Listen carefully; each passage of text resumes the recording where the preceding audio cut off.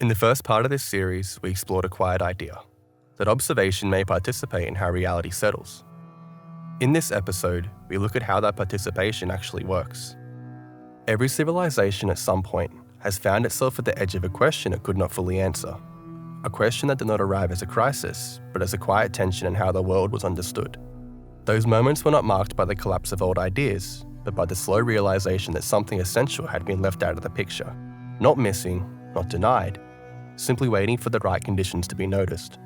This is where we sit in our era, not at the end of knowledge, and not at the beginning of something entirely new, but at a place where long-standing descriptions of reality continue to work, while leaving a subtle gap that no amount of refinement seems to close. In the first part of this series, we explored that gap gently, noticing how modern physics describes a universe shaped by relationships, probabilities, and correlation, and how observation already plays a role in how reality settles, even if that role is often kept at the edge of the discussion. Here we begin to move a little closer, not to force an answer, and not to elevate the observer beyond the world it observes, but to understand something more basic and more grounded, how perception itself functions within a universe that cannot be fully defined all at once. Perception is often spoke about as if it were passive, as though the world exists in a complete finalized state, waiting to be taken in, recorded, and stored by the mind. This picture is comfortable, but it's not how physics describes reality. At every scale we can measure, the universe presents more information than any system can hold at one time. Fields overlap, possibilities remain open, outcomes are not fully specified until conditions allow them to be resolved. Perception, in this context, is not reception, it's reduction. Not reduction as loss, but reduction as selection, as the narrowing of an overwhelming field of possibility into something stable enough to exist, long enough to matter. This is not a flaw in perception, it's its purpose. If perception did not reduce, nothing could persist. If every possibility remained equally present, no structure could form, no memory could hold, no sequence of events could remain coherent from one moment to the next. In quantum physics, this is not a philosophical idea, it's an operational fact. Unobserved systems do not hide their properties, they simply do not resolve them. And when resolution occurs, something is not destroyed, something is stabilized. This is where the observer correlation bias begins to matter in a deeper way. If observation can influence how correlations settle, not by control, but by participation, then perception itself cannot be treated as a passive window onto reality. It becomes part of the mechanism by which reality becomes specific. This does not mean the world is imagined into existence. It means the world cannot fully take shape without constraint. And perception is one of the ways constraint enters the system. Every act of perception limits what can appear next. Every moment of attention reduces the range of what remains possible. Every stable experience is the result of countless alternatives that we're allowed to fade. This is not a human privilege. It is a property of coherent systems. Any system capable of maintaining internal consistency must reduce the information it interacts with. Any system that persists over time must resolve uncertainty into structure. The universe does not resist this process, it relies on it. Perception, then, is not an add-on to reality. It is one of the ways reality continues to exist in a form that can be experienced at all. This is where the conversation begins to change. Not because something mystical has been introduced, but because something ordinary has been taken seriously. Perception is not an echo of the world. It is one of the conditions that allows the world to settle into what it becomes. And once this is seen, even faintly, the observer can no longer be treated as an afterthought. From here on, the question is no longer whether perception matters. The question becomes how. Once perception is understood as an active process, the next question arrives naturally, not as a challenge but as clarification. Why does this reduction need to happen at all? Why can the universe not simply remain open, unresolved, and complete in every direction at once? The answer is not philosophical, it's structural. A universe that contained every possibility at the same time would have no memory, no continuity, and no direction. Nothing could stabilize long enough to interact with anything else. Nothing could leave a trace. Structure depends on limits. In physics, this is not controversial. Systems require boundary conditions. Fields require constraints. Without them, equations describe motion, but not form. Reduction is what allows form to appear. When a system resolves uncertainty, it is not destroying information, it is selecting a configuration that can persist, even briefly, against the surrounding field of alternatives. This is why collapse in quantum terms is not a failure of description, it is the moment description becomes possible at all.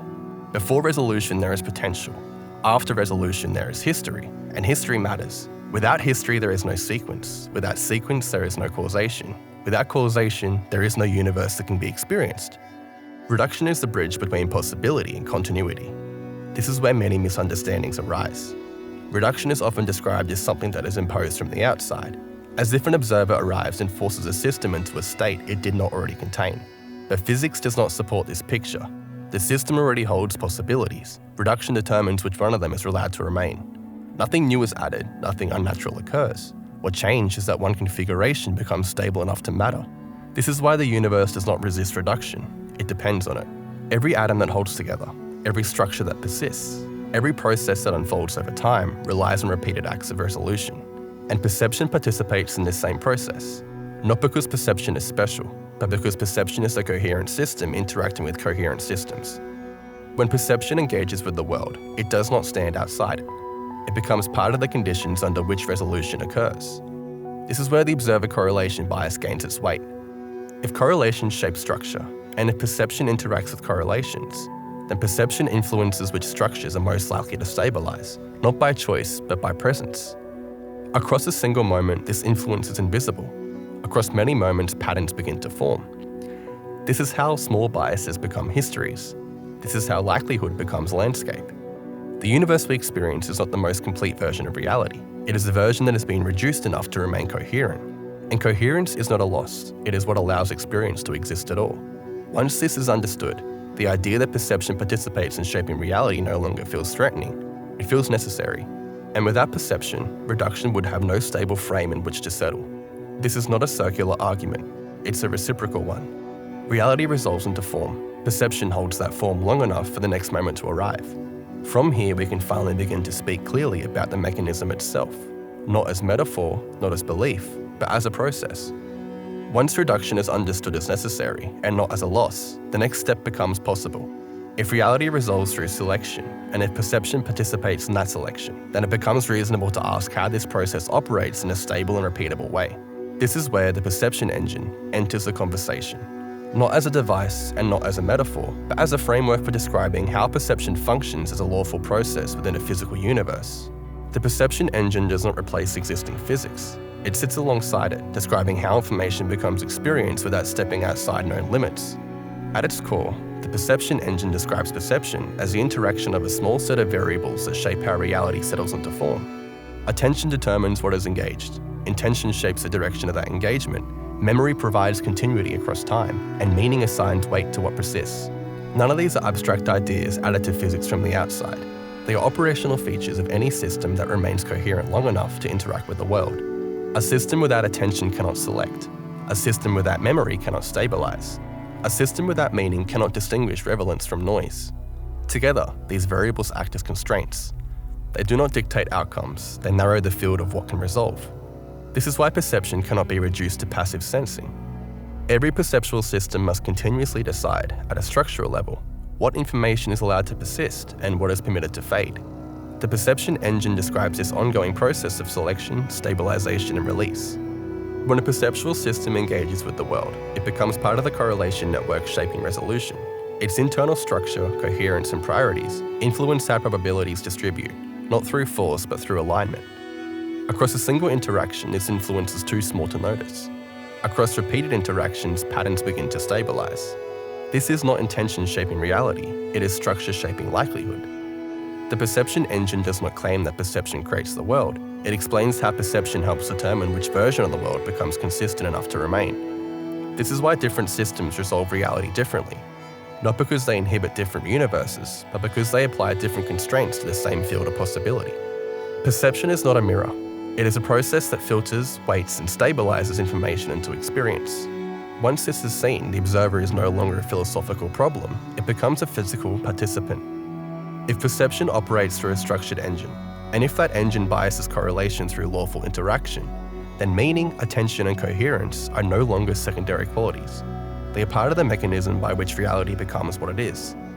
From here, we can begin to explore what carries weight in this system, and why some patterns persist while others dissolve. This is not where certainty appears. It is where understanding begins to take form. Once perception is understood as a structured process, and once the perception engine is seen as the way reality resolves into experience, one question becomes unavoidable. Why do some things persist? Why do certain patterns stabilize, return, and shape the world we recognize, while others appear briefly and dissolve without consequence? In physics, structure follows weight, mass bends space, and energy shapes motion. In perception, a similar principle operates, though it appears in a different form. Meaning carries weight. Meaning is not an emotional layer added to the world after perception has done its work. It is part of the process that determines what perception holds onto in the first place. Within the perception engine, meaning functions as a form of informational mass. It gives certain correlations resistance against dissolution. It allows some patterns to settle more easily and remain stable for longer. This does not mean meaning is subjective preference. It means meaning reflects relevance within a system. A system cannot treat all information equally. If it did, it would collapse under its own complexity. What carries meaning is more likely to be stabilized, what lacks meaning is more likely to fade. This is not a human trait. It applies to any coherent system interacting with a field of possibilities. In this sense, collapse does not follow what is merely noticed. It follows what matters. This is where the observer correlation bias becomes clearer. If meaning shapes what correlations stabilize, and if perceptual systems differ in what carries meaning for them, then different observers would tend to reinforce different patterns over time. Not because reality is different for each observer, but because the same field is being weighted differently. Across repeated interactions, these differences accumulate, structures form, worlds take shape. This is why perception does not simply reveal reality, it helps organize it. Meaning does not bend physical law, it operates within it. Just as mass curves space without breaking geometry, meaning biases collapse without violating probability. The universe remains lawful, it simply settles around what carries weight. This also explains why attention alone is not enough. Attention directs engagement, but meaning determines persistence. Intention initiates interaction, but meaning decides what remains. Within the perception engine, meaning is a stabilizing force. When a system repeatedly reinforces certain correlations, those correlations become easier to resolve in the future. The landscape reshapes itself, and over time, the world begins to feel consistent. Not because it was always fixed, but because it had been shaped by what repeatedly mattered. This is why collapse feels solid. This is why experience feels continuous. This is why reality appears stable, even though it remains random beneath the surface. Meaning is not decoration, it is architecture. And once this is understood, the perception engine stops feeling abstract. It begins to explain why the world you experience feels the way it does. From here, the next step is unavoidable. If meaning carries weight, then not all symbols are neutral. And language, as we will see it next, is not simply a tool for describing reality, it is one of the ways reality learns what to hold. Once meaning is understood as carrying weight, the next question follows naturally. How does meaning move? How does it pass from one moment to the next, from one mind to another, from one generation to the next without dissolving? The answer is not hidden, it is carried by symbols. A symbol is not a label placed in reality after it is formed, it is a structure that helps determine what reality can become. Language is often described as a tool, something used to point at the world from the outside. But within the perception engine, language functions very differently. It acts as a tuning system. Symbols gather meaning, memory, and intention into a form that can be shared, repeated, and reinforced. They allow certain patterns to carry weight across time. When a symbol is encountered, it does not only describe, it activates. It draws attention, it aligns memory, it stabilizes meaning. Within a perceptual system, this changes how correlations resolve. This is why symbols matter. They do not change physical law, they shape which lawful outcomes are more likely to persist. A symbol with little meaning passes through perception lightly. It leaves little trace. A symbol that carries weight lingers. It alters what the system expects, notices, and reinforces. Over time, repeated exposure to the same symbols reshapes the perceptual landscape.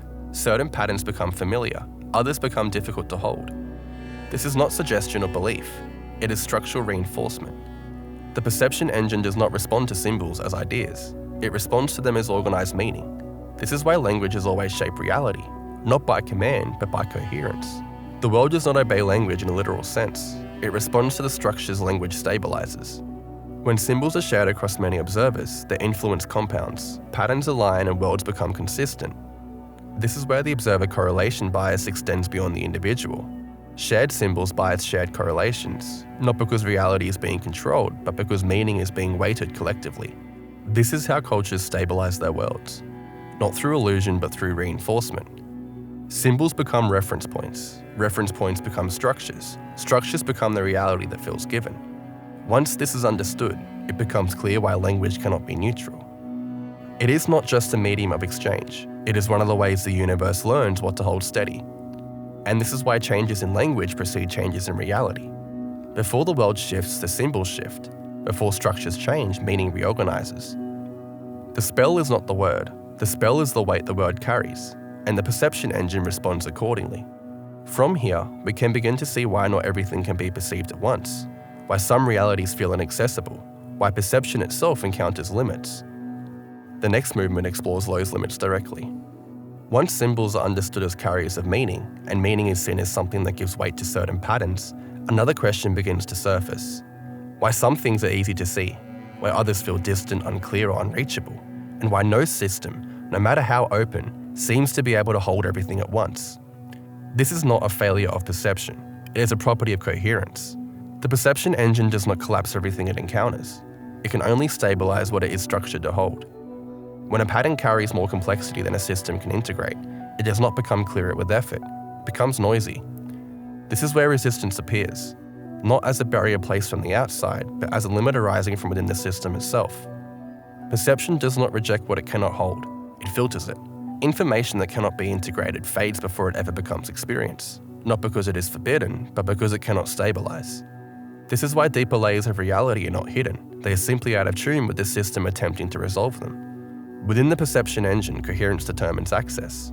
A system that is inherently aligned can stabilize more complex patterns. A system filled with conflict, fragmentation, or overload resolves less. This is not moral, it is structural. Noise restricts resolution, coherence expands it. Collapse in this sense is a matter of bandwidth. The clearer and more aligned the system, the more information it can hold without losing stability. This applies to individuals, to cultures, and to collective systems. When many observers share similar symbols, meaning, and expectations, the perceptual engines begin to align. Correlations reinforce each other. A shared world becomes easier to collapse and maintain. This is where the observer correlation bias becomes collective. Not as control, not as deception, but as reinforcement. A world that is repeatedly resolved in the same way becomes easier to resolve that way again. Over time, this creates a kind of perceptual inertia. Some patterns become effortless to perceive, others become increasingly difficult to access. This is often mistaken for absolute reality. In truth, it is reinforced reality.